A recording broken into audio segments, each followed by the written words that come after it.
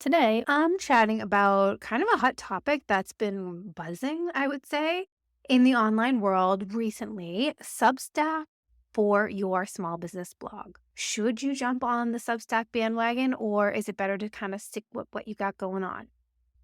I'm going to give you a quick rundown on Substack as well as WordPress, which is my preferred blogging platform, and talk about the pros and cons, and then get down to the two questions that you should know and answer to determine which platform your small business should choose for blogging. Ready? Let's do this. Welcome to Website Design Made Simple, the podcast for busy small business owners who want a high-performing website that converts and sells their offers, even while they're sleeping. Because you deserve to have a strategic and beautiful website that truly represents your brand and positions you as the expert that you are. I'm your host, Jenny B., web designer and creative director at Jenny B Designs, where we believe that your website is the one thing that makes you sales and builds your brand at the same time. Ready to say goodbye to a website that you're embarrassed to share? And hello to a money-making, personality-packed powerhouse? Let's head into today's episode. Before we get into today's episode, I wanted to let you know I am currently booking spots for website design projects for this fall prior to the coming new year. So if you are a small business owner with a website that doesn't really reflect your brand or services, then my signature money-making website design service is for you. Together, we can create a really strategic and beautiful website that attracts high-quality leads and showcases your true brand value so that you can confidently share your online presence and watch your business grow, basically while you sleep. So reach out today so we can get started to launch your website before the new year. Okay, let's kick things off with a quick overview. I am going to chat about Substack versus WordPress. WordPress is the platform that I use to build websites and I encourage my clients to use for their blogging needs. But you pretty much can replace WordPress with whatever website platform that you use, be it Wix or Squarespace or Showit. It will all kind of work with my comparison and the two questions that you should answer. But just know that I'm coming at this kind of sharing with you about WordPress versus Substack. So let's talk about it. In one corner, we've got WordPress, kind of the OG website builder that's been around for 20 years. Actually, I looked it up. As of 2024, over 43% of websites worldwide are built on WordPress. So it's really, really big. In the other corner, we have that kind of new kid on that block, that Substack. It's actually been around since 2017, but I feel like it's really gained traction in the last few years. Both are really great for sharing your thoughts out with the world, but they definitely cater to different needs and different audiences. Now, I am going to tell you which one to use and the two questions that you should know. But first, I'm kind of going to walk you through step by step to determine which platform could be right for you. Let's talk about Substack and its features. Firstly, it's really all about the newsletter. Substack makes it really easy to build that direct relationship with your audience through email. It's like having a really easy direct line to your readers' inboxes. It also has built-in monetization. If you want to charge for your content, Substack really has everything covered for you. It has easy subscription option. It's makes collecting money for your content really, really simple. It also has community vibes. It has those comment sections, those discussion threads. You can really create a cozy little community right around the content that you're writing. It also has discovery tools. Substack likes to help readers find new writers that they will love, which actually can help grow your audience. And finally, and a really important one, that Substack has a really simple interface, meaning it keeps things really clean, straightforward. You go in, it's very intuitive, you know what to do. There's not a lot of other things going on. Although, side note, I will say it has gotten busier more recently than before, but still, compared to other platforms, when you go in to write, it is pretty straightforward. Now, let's talk about WordPress. WordPress has been around, like I said, for a very long time. WordPress offers insane flexibility. And this matters if you want to have a simple blog or if you have a more complex site. WordPress can really handle it all. There are all kinds of customizations because in the WordPress universe, you have different themes, you have different plugins, and they can make your blog look exactly how you want it to look. You can make whatever background, branding, integration, cursor movement, whatever you want to embed, pretty much WordPress can handle that. It also has a really great content management system on the back end. It can organize different types of content and it has categories and tags. It's kind of like a really cool digital filing cabinet. It also is an SEO powerhouse. WordPress, as you probably have heard, is loved by search engines. I'm going to say, though, I'm going to put it out there that I think that if you do SEO right, any platform that you use it with, it's going to work if you do it right. But WordPress really has the capability to let you do many things with it. And so, as far as I'm concerned, it's really good in the SEO world. As well, scalability. WordPress, as your business grows, WordPress can grow with you. It's kind of like, you plant your seed, you start writing a few blog posts, and then you keep adding more, and then you can add more functionality, and it can grow as your small business grows. So those are the two kind of benefits for each platform. Let's talk about the key differences between the two, and then I'll talk about the fun part, figuring out which one is right for you. First up, the ease of use. Substack is kind of like that friend who knows exactly what to wear and is simple and stylish and effortless. It is so intuitive and really focused on getting your content out there. You can set up your Substack in minutes and start writing right away. And it is perfect for those who are a little bit scared of kind of diving in and want something really simple. On the other hand, WordPress is kind of like that friend who has tons of different outfits, a massive wardrobe, tons of options. And it might take a while to put together the perfect outfit. And there's definitely a little bit of a learning curve, especially if you're not tech savvy. But once you get the hang of it, the possibilities truly are endless. And I'm going to say the way that I use WordPress for my clients, I focus on a very simple approach.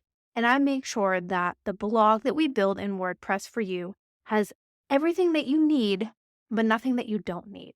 And so it is really easy to use the way that we set it up because we know what your goals are, what your needs are, and we kind of get rid of everything else that might add to your blog that might be confusing or cause questions. We only have what's needed there. When I build a website, I ensure that on the WordPress side, it is easy to use and simple. Let's talk about customization. Substack really has simple limited design options. It actually really is all about the content. You can definitely add your logo, you can add a color scheme, but that is pretty much it. If you go over to Substack and you look at all the different writers, they're very similar. Yes, like I said, you can have your logo and you can change your colors, but everything else is pretty standardized. WordPress, on the other hand, is so customizable. And when I design a website, I design both the core pages, but also the blog. So we are incorporating your branding through the entire site. And there is that cohesion, that look and feel. And so with WordPress, that customization is everywhere, and you're able to do that. And that holds true for different platforms such as Wix and Squarespace.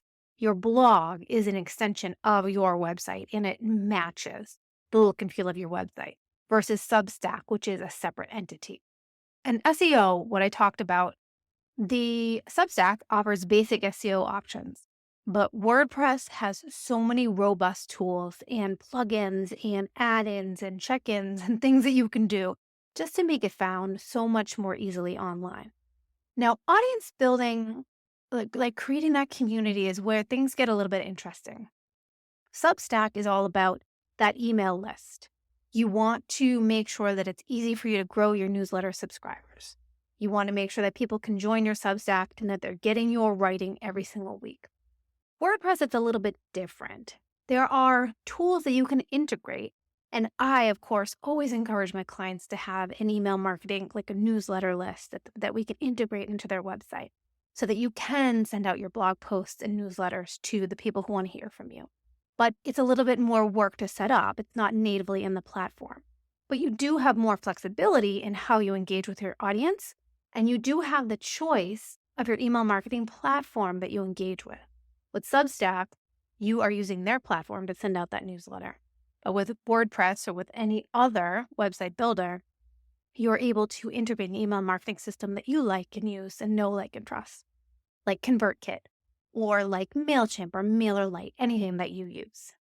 Cost-wise, Substack is free to start, but once you start having people pay for your subscriptions, they will take a cut of that, especially as you grow. WordPress itself is free, but of course you need to factor in the cost for hosting and if you have any plugins, any super special plugins. But it's more of an upfront cost, and it's a cost that you're paying to have your website, and the blog is just a part of it. So I would say that if you're thinking about as a small business, you paid to have your small business website, and that blogging portion is free. Then let's talk about content ownership. And this is kind of a big deal if you are building your small business brand. With Substack, your content lives on their platform. You can definitely export it really easily, but you're kind of like renting that space. It's not really yours. But with WordPress, when you're self-hosting your website, you have full ownership of your content. So much control, and you can keep your site secure and updated, but you can control that content and you own it. And that is the most important part. Now, let's talk analytics. This is also another space where they differ. Substack gives you basic subscriber and engagement metrics. It's very simple, but you can kind of get what you need. But with WordPress, if you have plugins or you have added things that you want to added code to your website, you can have a little bit more of a detailed analytical look about your website, your site visitors, the behavior, and more. This can be really valuable if you are using your blog to drive business decisions, or you're wanting to know what content or what programs or something specifically resonates with your audience. It could be important to have a little bit more than just the basic analytics. So, as I promised, there are 2 questions that you should answer to determine which platform is for you. The first one is, are you a business owner promoting a product or service, or are you simply sharing your thoughts? And number 2, what is the purpose of your blog? Is it to make money, to sell products or services, or is it simply to educate, share, inform, and perhaps grow a community? If you are a business owner, like most people that are listening to this podcast, and you want to promote your products or your services, I believe that WordPress is your best bet. WordPress or Squarespace, or like I said, any website builder is your best bet. And here's why. First, your brand personality. As a website designer, I am all about creating those sites that scream you, that bring out your brand personality and attract your ideal client. And as I mentioned with Substack, you're really limited in how much you can customize that look and feel. On WordPress, you really can let your true brand personality shine. Like I said, when I design a website, we are carrying through that look and feel, that aesthetic through your entire website, your main pages, as well as your blog, and it's very uniform. First up is your unique brand personality. This is a theme that is so important to me. I truly love designing websites that bring out your unique brand personality and attract those ideal clients and make you money. That's what my signature money-making website design does. Your business, it has a personality. And unfortunately, if you are using a platform like Substack, you can't recreate that brand look and feel. Like I mentioned before, of course, there are a few simple modifications that you can make, the logo and the colors. But when you are on that Substack platform, you know that you are. All the articles tend to look very similar. All the writers and their space look very, very similar. And you really aren't unique. And to me, I think that is one of the biggest selling points when it comes to attracting aligned audiences, is making sure that you have a unique brand personality online. The second reason is search engine optimization. I did mention it. Both platforms do offer search engine optimization, but let's talk about the practical use for your blog. Typically, as a small business owner, you are sharing thought leadership articles that pertain to your area of expertise. And after you write these articles, you've got to market your blog post, right? You've got to send that traffic. So we're sharing that link in Facebook groups and newsletters, emailing our people and potential clients. And the traffic, the people that are clicking on the link, if you are sending those people to Substack, right? Substack is actually getting that SEO juice, for lack of better words, versus your own site. Yes, that's good. It helps your article be seen on Substack, but you're sending that traffic to a third-party website. You don't own Substack. It is not your domain, and you are not building your domain credibility at the same time. However, if you are sending traffic to your own website, if I write that blog on jennybdesigns.com, I am sharing that link that goes to my website, and I am building both the article credibility, but also helping my overall domain and essentially helping all the other pages on my site as well. So you're sending that traffic to your own domain versus a third-party ownership.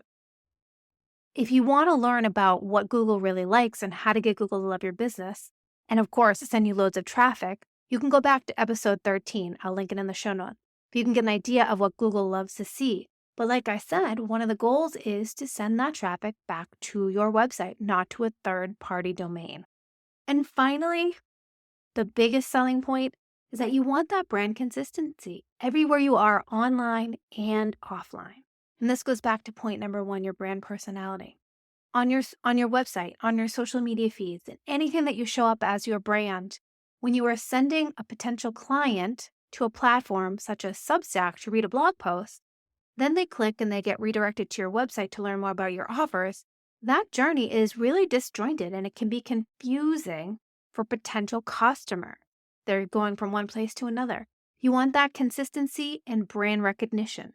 And that's why it's so important to have your blog on real estate that you own. Now, if you answered that you are not a small business, you are simply sharing your thoughts, and you don't want to promote a product or service, then I think Substack is a super good choice. And let's talk about why. First reason is that its ease of use is unbeatable. It is so user-friendly. You're able to set up your blog in really a few clicks of your mouse. It's free to get started. And then if you do decide to monetize, Substack will collect a small percentage. But again, it can be set up in a matter of minutes. The second reason is that it has that built-in newsletter feature all there.